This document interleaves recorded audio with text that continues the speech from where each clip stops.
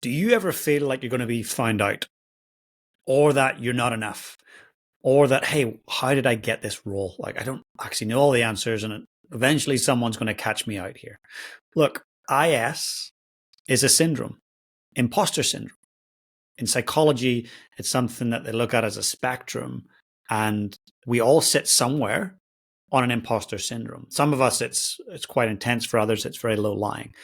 Look, I'm going to share some things with you, some stats, but also some experiences. And the first thing is that in certain places in all of our lives, we experience imposter syndrome. I'm not good enough. Why am I here? Why did someone else not get this?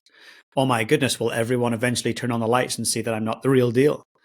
I've had imposter syndrome in many areas of my life. You know, as a kid on the sports field, I wasn't a great athlete. Stepping into my first job, you know, I was serving ice cream. Next job was fixing motorbikes. I was like, I know nothing about ice cream. I have no idea about cars or motorbikes, but I stepped in anyway. You know, drumming, you know, when I was competing on the world stage, even after winning a world solo drumming title as a juvenile, I still had imposter syndrome around, can I even play drums? And that lasted for a long time. Some people let it really smother them, hold them back. They sit in indecision. They don't step up to the plate and perform. It's so much so that they sit back and they hide. Others step forward anyway with that imposter syndrome. You know, I've sat down with many incredible leaders. You know, I sat down with a head of state at one point, and after it, first thing he said was that okay? So after we sat down and did an interview, he wanted to know, was it okay? Was it what I wanted?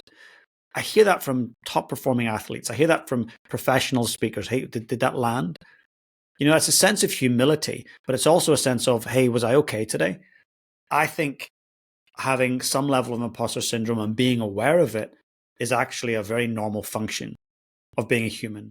I want to share some stats with you. I wrote these down earlier. So 30% of male and female executives experience imposter syndrome. And that's according to a study by Peakon.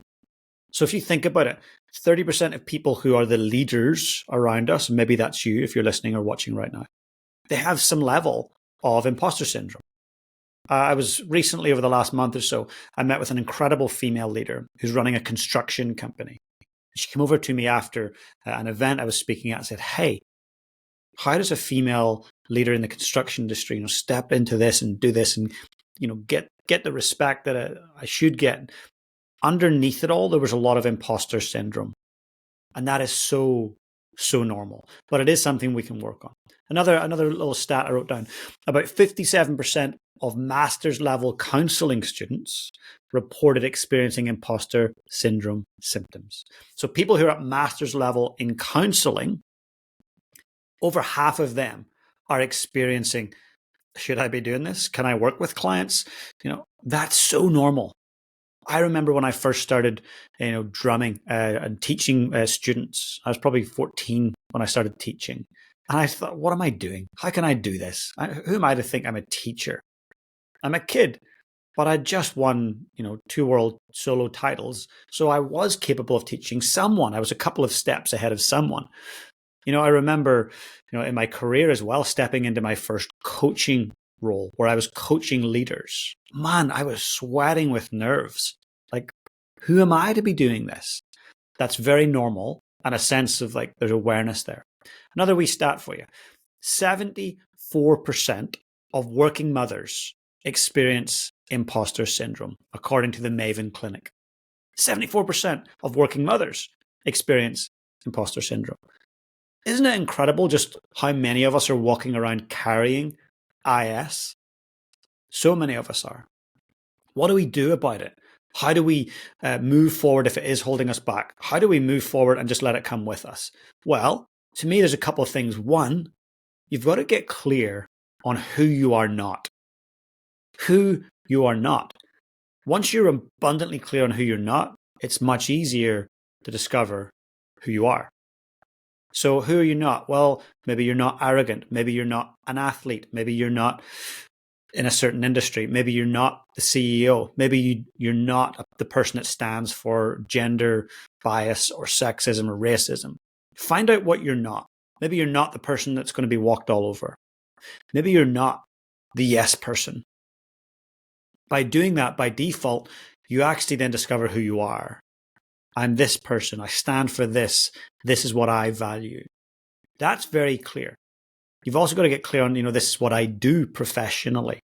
This is what I'm all about, what I'm good at. You don't have to be perfect at it. As I've said before, perfection, if somebody says I'm a perfectionist, I'll say, okay, great, you've got no standards. What I mean by that is perfection isn't measurable. I might come into a building and say, this building is perfect. Another person might come in and go, look, it's a great building. I can agree with you on that. But look at that, there's a flaw over there. I don't like how they did this. We can't measure perfection. So perfectionists, I would say, will struggle a lot with imposter syndrome. But if you can change it to good or great, I'm going to be great at leading my team. I'm going to be really good as a parent. I'm going to be a great coach, whatever it might be. Then all of a sudden you can measure it and you can actually grow towards it and even be it. So that's the first thing. Get clear on what you're not. Get clear on what you are and what you stand for. Next thing is we all believe our own BS. That's right. Our belief systems, our BS sits right at the back of our subconscious mind. It sits there. I was delivering a keynote just 2 days ago, and I was asking people what they first thought of when they thought of an Irish person. And it's interesting. No matter what room I ask this in, Guinness comes up, St. Patrick's Day, leprechauns, fiddle-dee-dee potatoes. All those things come up, right? Doesn't matter where I speak in the world, those things come up. That's a belief system. So what I'm going to challenge you with, if you've got a level of imposter syndrome anywhere in your career or your life, is what beliefs are underneath the hood. I'm not good enough.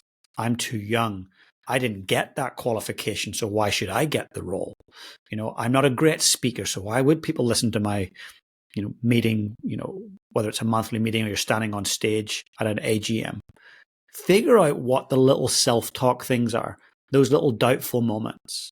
And what we've got to do now is rewire those. Rewire your BS so that your belief systems set you up for success. I deserve to be here.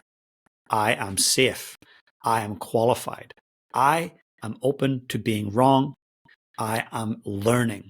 I am growing in the direction I want to. Those are all different beliefs that I've just said. You find one that works for you, but it's about saying it regularly. It's about writing it down. It's about embodying it, actually feeling those beliefs. That's how we rewire beliefs. We say them over and over.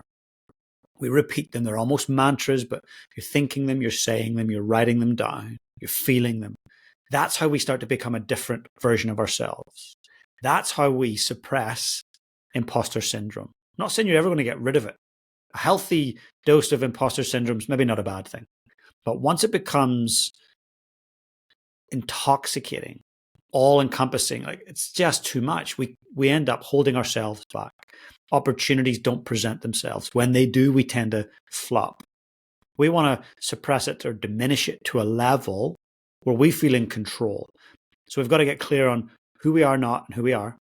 And we've got to rewire our belief systems to really support us with stepping into being a better leader, a better partner, a better parent, a better whatever it might be, athlete. Your beliefs dictate your behaviors.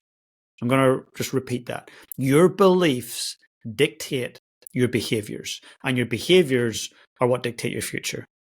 If you're behaving in a negative way, low energy way, a doubtful way, of course, that's going to be creating a future that reflects that. So your belief system is where it starts. Your beliefs are going to shape thoughts. Thoughts shape behaviors, and behaviors dictate your future. So I'm going to just leave you with that, but I want you to think about those stats that I shared. You're in great company. There's lots of others who experience imposter syndrome. No matter who I've sat down with, 95+% of them always say, was I okay today? Was that good enough? Is that what you wanted? It's an incredible sign that imposter syndrome is here with us. It's going to stay with us, but it's up to us to diminish it to a point where we can step up and grow and learn and be our best selves. So I hope you enjoyed today's show. We've got an amazing guest coming up very soon, so please stay tuned. And for those of you that I am seeing as I go around to different events, I love it when you come and say hello. I was speaking at an event just yesterday, and a gentleman who runs a large car sales company come up and said, "Hey, I was literally just listening to your podcast on the way to this event." At the same event yesterday, someone come up and said, "My colleague couldn't be here." And then they found out it was you, and they realized you're the guy that they listen to the podcast every week. I love hearing stuff like that. Why? Because the reason I started the show was to try and help one listener connect with a great voice, a great guest that I bring on, that it might help them in one area of their life. So please continue to follow along. And if you feel obliged to do so, please share it with a friend. I always appreciate that. But for now, get out there and lead your life on purpose. Hey guys, if you enjoyed the content today, please smash that subscribe button below. And if you want to become part of my community, I've got an amazing free Facebook group. Please come and join us. The link is in the description below. And also, if you've got any questions about today's session, I'd love to know. Just comment below and I'll be sure to get back to you guys. Have the most amazing day.